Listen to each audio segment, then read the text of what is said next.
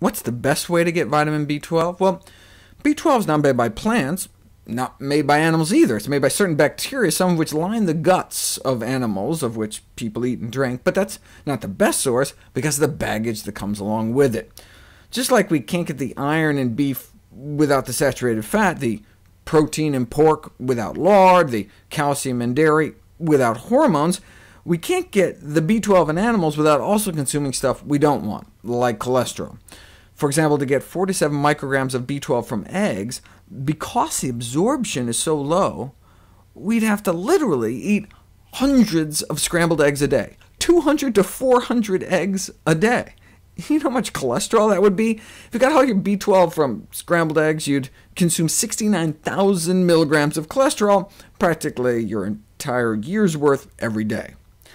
So yes, chickens harbor bacteria. The bacteria make B12. Some of that B12 makes it into the chicken and then into the egg, but so does the cholesterol. There has to be a better way.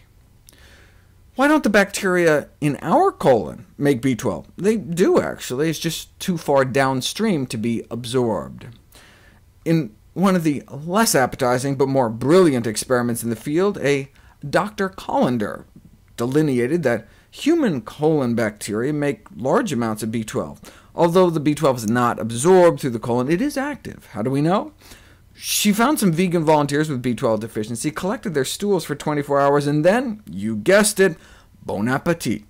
And it worked. They were cured. Those are some hardcore vegans. There has to be a better way, and thankfully there is. Fortified foods and supplements. Not only the safest, but also the most effective. In the U.S. Framingham Offspring Study, 1 in 6 meat-eaters between ages 26 to 83 were B12 deficient. The folks with the highest B12 levels weren't the ones eating the most animal products, but the ones taking supplements and eating the most fortified breakfast cereal.